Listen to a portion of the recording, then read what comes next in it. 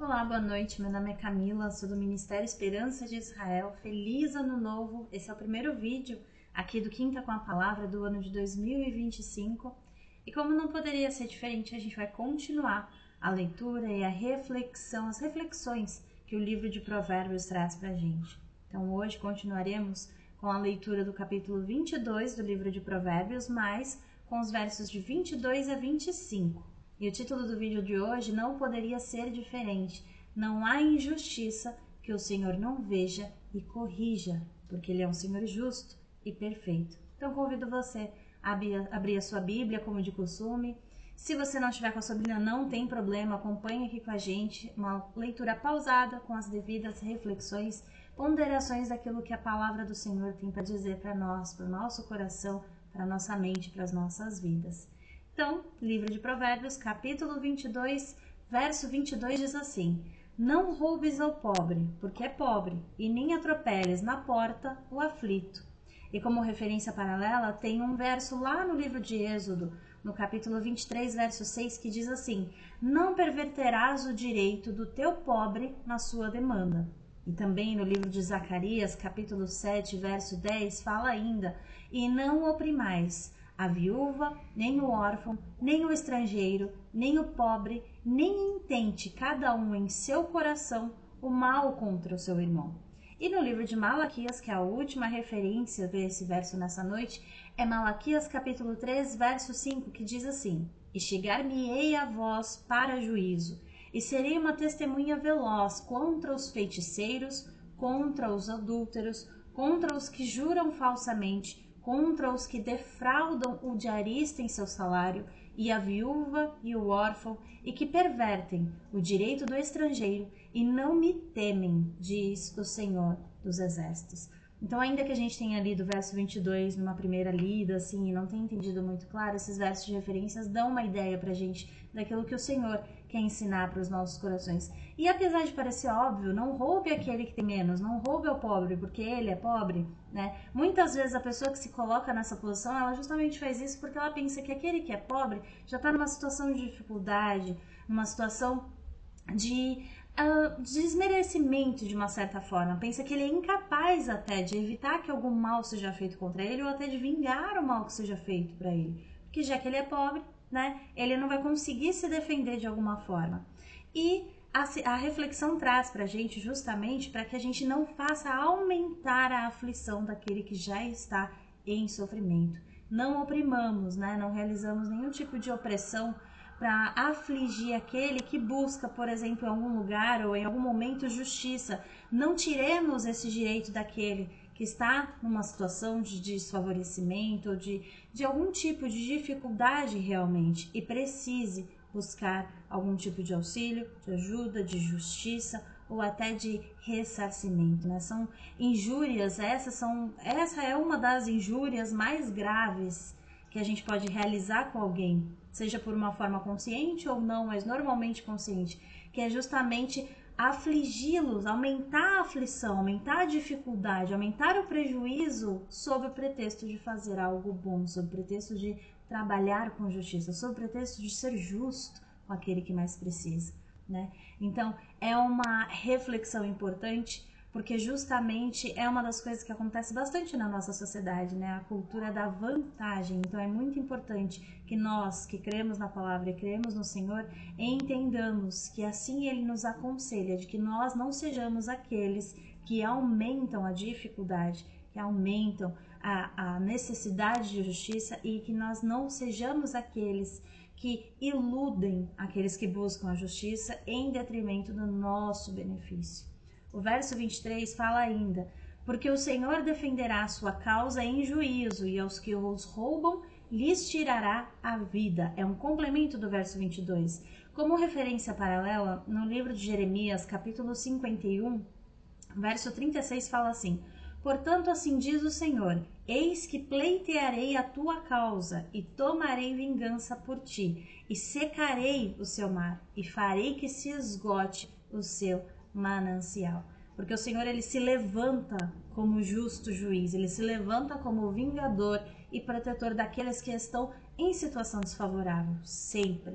Aqueles que estiveram, né? Na situação do verso anterior, por exemplo. Eles estiveram numa posição de privar aquele que está em necessidade ou em pobreza dos seus meios de vida, assim diz a palavra, que o Senhor vai privar a própria vida dele aqui e no mundo vindouro. É uma justa balança. O Senhor, ele não vai beneficiar aquele que tirou daquele que mais precisava, né?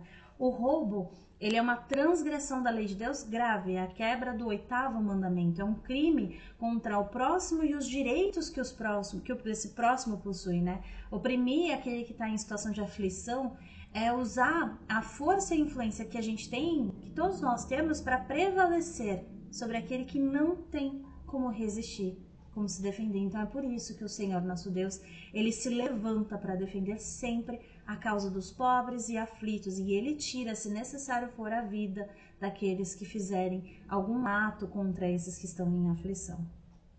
O verso 24 e o verso 25, eles trazem conselhos até muito óbvios, parecem extremamente óbvios. Veja só, o verso 24 fala assim: não acompanhes o iracundo e nem andes com o homem colérico. Ou seja, não seja amigo, não seja companheiro, não acompanhe, não tenha companhia. Não alimente companhias de quem se irrita facilmente, daquelas pessoas que são explosivas, né? Ou tem algum tipo de temperamento violento. E aí o verso 25 ele fala ainda: para que você não aprenda as suas veredas e tomes um laço para sua alma. Porque aquele com o qual a gente convive, a gente aprende as maneiras, o caminho, os trejeitos. E se nesse momento você está assistindo esse vídeo, ouvindo esse vídeo, e você não crê no que a palavra de Deus diz, você pode se alimentar do que a sociedade diz. E muitas das pessoas que estudam comportamento falam exatamente isso. Se você busca um determinado objetivo, ou se você busca um determinado comportamento, ou uma meta a alcançar, você tem que se cercar de tudo aquilo que está mais próximo daquilo que você quer alcançar, ou do comportamento que você deseja aprender ou espelhar. É o que a palavra diz há muito tempo já registrado, escrito, é o que o Senhor tenta mostrar pra gente aqui no livro de Provérbios, no verso 25. Não caminhe com aquele que é prejuízo, né? Não se rodeie de pessoas que têm um comportamento prejudicial, porque isso vai influenciar a sua maneira de vida e a sua conduta de vida. No livro aqui de Provérbios, mas no capítulo 1, lá no começo, no verso 15, fala assim: filho meu, não te ponha a caminho com eles, desvia o teu pé das suas veredas. Foi o primeiro conselho, né? Lá no capítulo 1, no verso 15. Porque aquele que tem comportamento iracundo, irascível, aquela pessoa que se alimenta da ira, né? Que é aquela pessoa passional, que ela explode, ela se alimenta da raiva que ela mesma precisa, né? E é um comportamento que é difícil de quebrar. E essa raiva que gera raiva gera também o sentimento de impotência e gera muito mais também o sentimento de impaciência. Existe uma citação do São Basílio que diz assim: não tome seu adversário como seu professor e não seja um espelho para refletir o homem irado, mostrando a figura dele em você, a sua figura em ti. Então esse é o conselho que o Senhor tem para nós nessa noite, né? Não sigamos o caminho daquele que nós devemos nos afastar, justamente porque este caminho, esse comportamento, essa atitude da destruição, é descontrole emocional. Quando a palavra do Senhor, ela nos diz e nos fala para a gente se esforçar ao máximo possível, usando todas as armas da fé para manter o autocontrole, né? A raiva, quando ela é desenfreada, quando ela está sob nenhum controle, quando ela não tem nenhum tipo de amarra, ou ainda quando ela não é monitorada, quando ela não ainda ela é alimentada, ela estraga não só a bondade do ser humano, porque ele já não consegue mais demonstrar, né, de uma forma clara, mas também a vida social, porque tudo gira em torno daqueles rompantes que podem acontecer a qualquer momento. Então, isso leva a todo tipo de situação e de complicação muito perigosa para todas as nossas famílias, a todos os nossos trabalhos e relacionamentos que envolvem na nossa sociedade, né? E são situações que podem trazer ruína e muitas vezes morte, justamente por causa desses rompantes, né? De raiva e de ira. Provérbios ali no capítulo 15, no verso 18, fala ainda que o homem iracundo, ele suscita contendas, ele alimenta, ele procura, ele instiga, né? Ele cria, mas longânimo apazigua a luta, apaziguará a luta. A palavra de Deus, ela vai alertar a gente muitas vezes e diversas vezes pelas pessoas que nos circulam. Não porque os que creem na Bíblia, os que creem em Jesus, eles são mais ou eles têm que ser mais, mas porque a palavra da verdade se revela nas boas instruções. E é esperado daquele que crê e confia no Senhor que siga, conheça a palavra e se empenhe em praticar a palavra. Então, uma delas é se atentar para o perigo que as companhias e as más companhias elas têm sobre as nossas vidas, mais uma vez, né? Sobre as nossas famílias e toda a nossa cadeia de relações. Quem se associa ou ainda quem anda ou quem gosta de estar com pessoas briguentas acaba assimilando esse tipo de postura, né? E traz muitos desses transtornos e das consequências desse comportamento para a própria vida.